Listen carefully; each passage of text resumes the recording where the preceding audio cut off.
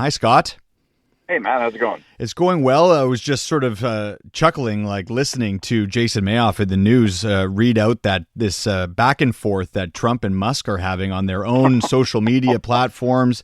They are laying into each other. It is.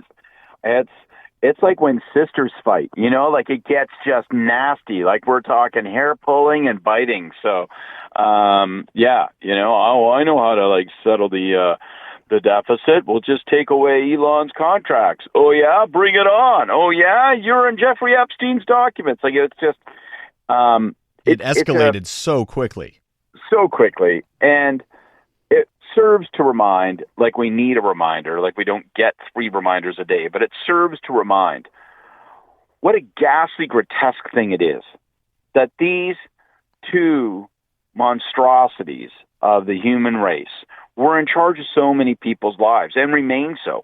So, you're working in an agency. You're a federal public servant in the United States. You're an air traffic controller, or you're working in a consumer protection agency somewhere in Dallas or Boston, and all these 24-year-old white shirt, button-down goons walk in on behalf of Elon Musk, who has no actual legitimate elected authority, and they say, hey, you're fired. Get the hell out of here. If you don't like it, too bad.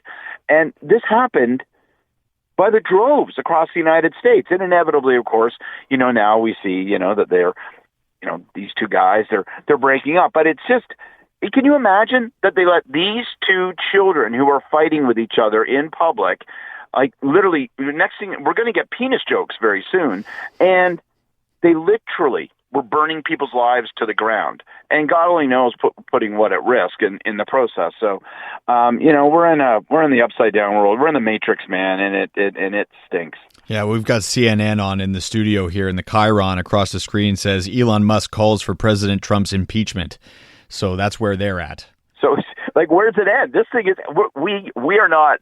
We're in the middle of this news cycle, right? This thing's still escalating. So, he'll stuff Trump onto one of his rockets and blast him to Mars before this is over. Yeah. Meantime, Mark Carney is apparently having negotiations with Donald Trump. I wonder how those are going. Well, you do wonder. And so I think a couple of things. As a guy who used to work for a prime minister, it's going to sound odd because we're talking from a perspective of the media. But I think it's beyond frustrating that we know about this. And, it's tough to keep an important thing secret when you work in government. I know I ended up on the wrong side of a million leaks. But just to put in perspective, we're talking about maybe the possibility that there had been some kind of talk about something comprehensive, some kind of trade security deal between the 2 governments. Maybe that would short end the scheduled CUSMA renegotiations for next year. Maybe it could bring some relief to the unpredictability and the chaos of tariff battles over the course of the past 3-4 months. And why do we know about this? And so you might think, well, maybe that's a good thing. Maybe that's a hopeful thing. And, certainly when the Prime Minister didn't respond immediately to these new aluminum tariffs and steel tariffs here today, I thought there must be something going on behind the scenes. But we know about this because Trump's own ambassador confirms it in public and says, yeah, they're pretty close to a deal. They're working on it. What kind of a clown is this guy? He is the representative of the President of the United States in Canada. If they're having secret talks, here's a tip, Ambassador. Don't talk about them. And the reason I say that is their ability to make compromises, to, give an inch here, give a yard there. All of that's compromised completely if you're trying to negotiate in public and talk breaks out soon. So we'll be watching. I'm hopeful that something does happen. There's buzz that we could hear something as early as this weekend. But the fact that it surfaced into the public domain makes me worried that it might not happen. You wanted to talk a little bit about the hockey here. Do you think Carney and Danielle Smith are going to be cheering for the Oilers together?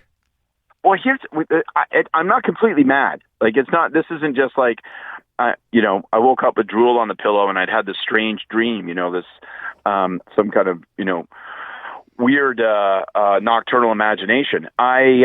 There's a story where her office was asked, Danielle Smith's office was asked, well, you know what, Carney's a big Oilers fan, right? Grew up in Edmonton. And he's big. He went to the dressing room earlier in the playoffs during the campaign and stuff, right? Like, he's a hardcore hockey and Oilers fan. So the question was asked, well, would you host him? Like, if he wanted to come to a game? And she said, yeah. So the premier said, yeah, like, sure, if he wants to come, maybe we could sit together.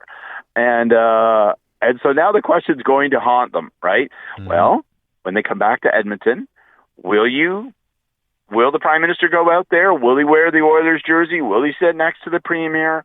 I think it'll be fun to watch. Like, my money is, yes, they should do that. The prime minister should go to Edmonton. He should watch a game. He should get to enjoy himself, have a beer, eat a hot dog, shake the players' hands, get a picture with Connor McDavid. And Danielle Smith should be there. And maybe, just maybe, we get a little bit of progress. So maybe, just maybe, she'll stop talking about Western separatism for, 3 periods. I think if they have the chance to win the Stanley Cup in Edmonton, you can bet your bottom dollar he's going to be there in the building for it. I do want to give you an opportunity to say a few words about Marc Garneau. Obviously, we learned yesterday afternoon that he passed yesterday, 76 years old. Legacies as an astronaut and as a politician, if you've got some words to say about him. Well, I can't pretend that I did know Mr. Garneau a little, and, paths crossed in politics a couple of times. I had many friends who were much closer to him. A good friend of mine was his chief of staff for a number of years, particularly at Transport. Here's what I would say. To me, you see a guy whose name is on schools, whose face could be on a $1 bill at some point, like, he's our Neil Armstrong, first Canadian in space, and, leads the, goes up, 3 missions, 600-700 hours in space, an accomplished engineer. You don't get those jobs unless you are, like, at the pyramid peak of what humankind has to offer. And he was really driven to get into politics. He really wanted to be into politics, went and led the Canadian Space Agency. And, I've seen a million people get into politics, express an interest in getting into politics, and there's a million reasons that people want to do that. And there is a breed of people who want to do it for the right reasons. So I would just say this. He ran for the first time in 2006 for Mr. Martin, when my old boss was prime minister, lost that election. That was a tough election, particularly in Quebec for the federal Liberals. But he stuck with it. He came back. There was some goofiness in terms of him finding the right riding. Eventually he did. Ended up having a really impressive career as a cabinet minister, many years at Transport, a year at Foreign Affairs, which really fit him like a glove and fit his temperament. He was the epitome of decency, a dignified man, major contributions to Canadian public life in 2 ways. One as a legitimate hero, and the other as a public servant, as a politician. Never had a cross-partisan word for people. Didn't necessarily like the tumble and the tumult of pure raw partisan politics, but succeeded in that world. And it's pretty rare that somebody can reach the heights. This is the guy who ran for leader of the Liberal Party. He might have been prime minister. So pretty extraordinary for someone to make a mark that significant, not in one incredible way, but in 2 incredible ways. Really quite a remarkable life. Thank you, Scott. Really appreciate it. Thanks, Matt.